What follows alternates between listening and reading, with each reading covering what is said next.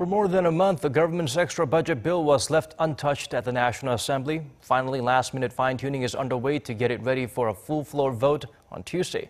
It's been an arduous journey with parliamentary affairs stalled during that time. Kim Min-ji has the full story.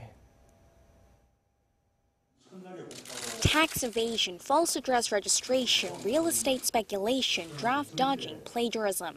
These were 5 irregularities that President Moon Jae-in said would rule anyone out from being nominated to top government posts. But a handful of President Moon's picks were found to have been involved in such misconducts, meeting fierce backlash from opposition parties. 지금의 논란은 그런 준비 과정을 거칠 여유가 없었던 데서 비롯된 것이다는 점에 대해서 야당 의원들과 국민들께 양해를 당부드립니다. But that wasn't enough to ease tensions, with the opposition parties deciding to boycott Parliament. This put a brake on other business, including the government's multi-billion-dollar extra budget bill.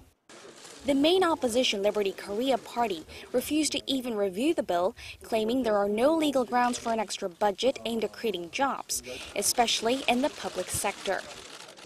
In the meantime, another scandal broke out. It turned out that a member of the minor opposition People's Party had fabricated evidence used in a smear campaign against President Moon in the run-up to the election. An internal probe concluded that its senior members were unaware, but the ruling Democratic Party of Korea chair made disparaging remarks saying that's probably not the case, leading to the People's Party to also boycott Parliament. With the ruling party short of a majority in the Assembly, cooperation with the opposition is key, and an apology from the Blue House was needed to bring the centrist party back to the negotiating table. Another deal was in the works to sue the conservative opposition, who vowed to continue their boycott unless President Moon's picks for Labor and Defense Minister resign.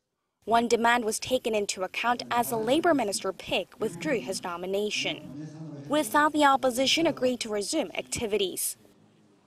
I'm happy and grateful that we can start the review with all lawmakers present. Marathon deliberations have been taking place since, so that the bill is ready for a vote at a full parliament session on Tuesday. With July's extraordinary session closing on Tuesday, if the bill fails to pass, it could have big implications for President Moon and the ruling party that have stressed that timing is key in the budget's implementation. Kim Min-ji, Arirang News.